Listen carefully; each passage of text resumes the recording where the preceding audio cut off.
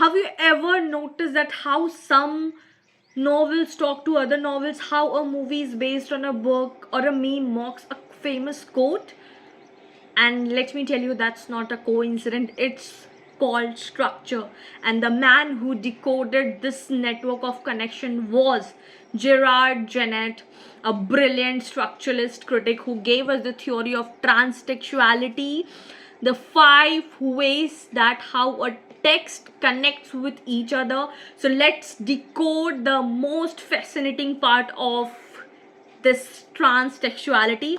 So hey everyone, I am Pooja Singh, your net educator and the gold medalist, where we make UGC NET English simple, memorable, and in the easiest manner so that you can understand with a real life example. So today we are deep diving into the world of Gérard Genette, a French structuralist and a narratologist, the one who transformed how we read literature. So if Ronald Barthes said the author is dead, then Genette showed us the text never dies because it keeps living through the other text. So without any delay, let's get started. So the very first thing we are going to talk about, who was Gérard Genette? So he was born in 1930 and he died in 2018, and he was a French literary theorist. Okay, and he was associated with structuralism, narratology, and semiotics. Okay, and he was also the part of Telquel group along with the Roland Barthes and Tesvitin Todorov. If we talk about his major works include, very important, kindly do write in your copy. Okay, the very first one is Narrative Discourse, an essay in method, published in 1972. Second is Palimpsests, that's literature in the second degree, 1982, and these all work has been appeared in UGC NET again and again. Third one is Paratexts, Thresholds of Interpretation in 1987. There is one more work of him, that is the Structuralism and Criticism. Okay, so this work is also by Gérard Genette. Now we are be talking about Genette as a structuralist thinker. So he believed that every narrative has a structure beneath the story. See, as of now in the structuralism, every structuralist have its different opinion and different view about what is the structure behind the folk tales. Now you let me know in the comment section who has talked about folktale structure, who has talked about the story structure, and now again who has structured the story structure in the form of grammar organized language. So every structuralist theorist has given one or other concept, and that is why you have to be very particular about who has given which concept, and that's become confusing. So that is why for that you have to read again and again and again. Okay, so narrative structures organized storytelling. Okay, in the book Narrative Structure, Narrative Discourse, 1972, he analyzed Prost's In Search of Lost Time, again this is very famous work, and introduced key narratological concepts. Like he talked about order, that is a sequence of events; duration, what was the speed of narration; in the frequency, that is the prevention of events; then the mood, distance, and perspective, what was the distance, what was the perspective; then voice, who narrates and how. Like it can be male, it can be female, it can be the mood, it can be mood of happiness, it can be sad, it can be in revenge, anything it can be. Okay, so there was one question in UGCNET, who wrote Narrative Discourse, an essay in method? It was Gérard Genette in 1972. Now the important book Structuralism and Criticism. He was a purely structuralist. Why? Because he was not interested in author's feeling or the reader's response, but he was interested in how texts function within a system of other text. Very important, kindly write in your copy that Genette was interested in how a text functions within a system of other text. Very important. Okay, so he extended Saussures linguistic structure and applied it to literature, and that is how we call it now transtextuality. Very important, and if you have solved the PYQs, you might be knowing how important this term is and how many times it has been asked. Now we'll be studying what is the theory of transtextuality. So before understanding what transtextuality theory means, simply it means all that sets in a relationship, whether obvious, hidden, or with the other text. In simple words, it is how one work relates to other works. Okay, so this simply means how one work relates to other work. This is very important. Okay, so Janet identified 5 types of this relationship, because when we are talking about, okay, this is a relationship, it might be obvious, it might be hidden, so we should be knowing, no, we have to know that how it is transsexuality and how we are talking about a text within a text. Okay, the very first one is the one of 5 elements is intertextuality. That means text within text. This is the presence of one text within the other. What does that mean? It means when you are in graduation and in your MA, you write essay type questions, answer, long answers, appreciation one, critical comments. Remembering, याद आ रहा है, flashbacks हो रहे हैं life में. I used to write like 6 pages for 10 marks answer or 15 marks answer, and that has to be constant throughout your examination. Like if you have 5 questions or 6 questions, I used to write like that. So in that we use quotations, plagiarism, allusion, right? We show how these quotation and the text is related. Okay, if you talk about example, it is T.S. Eliot's The Waste Land, filled with allusions from Dante, Shakespeare, and the Bible, and that's called text within text. Very important one, very important one. Okay. In the 2019 UGC NET PYQ, who used the term intertextuality first?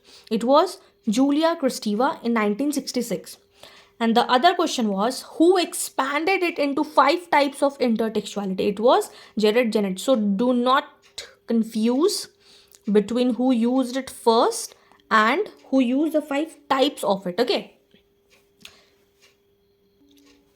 So the second element is paratextuality. What does that mean?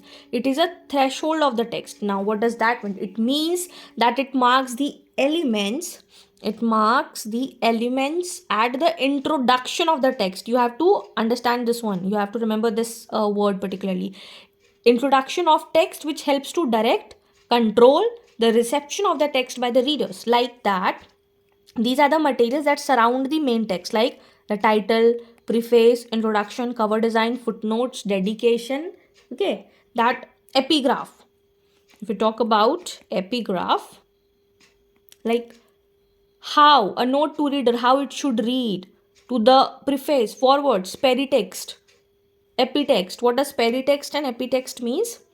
If you talk about peritext, it means includes the chapter, caption, notes. And if you talk about epitext, it talks about the outside the text in the question, interview, private letters, and the opinions by critics. So this is very important. It acts as thresholds of the interpretation, like how you have to approach a text, right? So if you talk about the example, the title Frankenstein or the Modern Prometheus, again this was the question from June 2025. Subtitle was asked, already frames how we read Mary Shelley's novel. So these are the example of paratextuality that helps to understand the text in its better way. Okay, so if you talk about the UGC NET tip here, paratextuality is discussed in Genette's Paratext, that is the thresholds of the interpretation, 1987. You have to remember this. Now coming to the third element, that is metatextuality, text commenting on other text. Again, very important. What does that mean? It means it means a intertextual discourse. Now what does that mean? It means that which one text makes the critical commentary on the other text, like one text directly discusses or critiques the another. That's called metatextuality, right? For example, T.S. Eliot essays tradition and the individual talent, and this is the most repeated PYQ question I have ever seen. Commenting on what? Literary tradition. Harold Bloom's The Anxiety of Influence is also a metatextual. Why? Because it is a criticism of what? Of poets by the another critics, and that's exactly called what metatextuality means. Now we'll be talking about the hypertextuality. What does that mean? Hypertextuality means the transformation or the adaptation. Now what does that mean? It means that you're representing the relationship between the two texts. Two texts, a text or a genre, or which is based but which is transforms, modifies, or extends. Means this is when one text is derived from the another through parody, adaptation, transformation, text, genre. For example, White Segura Sea, it is a hypertext of Jane Eyre. Ulysses, it is the hypertext of the Odyssey. Movie Clueless, it is the hypertext of Jane Austen's Emma. So it modifies, it can be sequel, it can be parody, it can be smooth, it can be anything, right? So this is the thing that you have to understand how hypertextuality works. Now at last, architextuality means the generic relationship. This refers to the genre or the type of the text, the way we classify it as a tragedy, comedy, epic, novel, etc. So example, when you say Pride and Prejudice is a romantic novel, you are identifying its architectural relationship. Now do let me know what genre is Hamlet, what genre is Othello, what genre is Paradise Lost, what genre is Mayor of Casterbridge is, what genre is of Madame Bovary, then things fall apart, and Candida. So if you are watching this video till here, do let me know in the comment section. Okay, so that was the architextuality. It relates to the designation of the text. A part of genre, it relates to the how you can relate with it. So in the summary table, I have made a summary. So if you talk about what we have discussed, it is intertextuality means the quotations or the allusions, that wasteland. Paratextuality means the title, preface, cover, Frankenstein subtitle. You can take a screenshot of it if you feel it is important. Metatextuality, commentary or criticism, Eliot's essay, you can relate with it. Hypertextuality, adaptation or parody like White Segura Sea, Jane Eyre. Architextuality, that is talking about the genre relation, tragedy, novel, comic, tragedy and all that. So this is very important. Please learn it, write it, revise it for your examination. So Genette is frequently asked in paper 2, especially in the questions like they have already asked. So who coined transsexuality and all the 5 elements, match the 5 types of elements, who introduced the existential modern, don't confuse with the grimace, author of Narrative Discourse or Palimpsests. Remember, Genette is the structure between text. He has talked about different types of text. So next time when you are reading a novel, remember it's not standing alone. It is surrounded by titles, prefaces, influences, adaptations and genres. It is not like a random setting but have a deep structure. Okay, so it is a complete web of meaning that Gérard Genette helped us see clearly. So it's not a random setting, it is what? It is a deep structure. So we'll just have a look what we have studied today. The very first thing, We talked about who was Gérard Genette, then we talked about his major works, then we talked him about as a structuralist thinker, then the structuralism and criticism, what was a theory of transtextuality, then we talked about the five on intertextuality, paratextuality, then metatextuality, fourth is hypertextuality, then fifth is architectuality, then we talked in a summary whole, and then we discussed some questions, and that's it. That's it for today. If you found this video helpful, do not forget to like, share with your friends, and do subscribe for more such UGC NET content. Till then, keep learning, keep shining. Bye bye.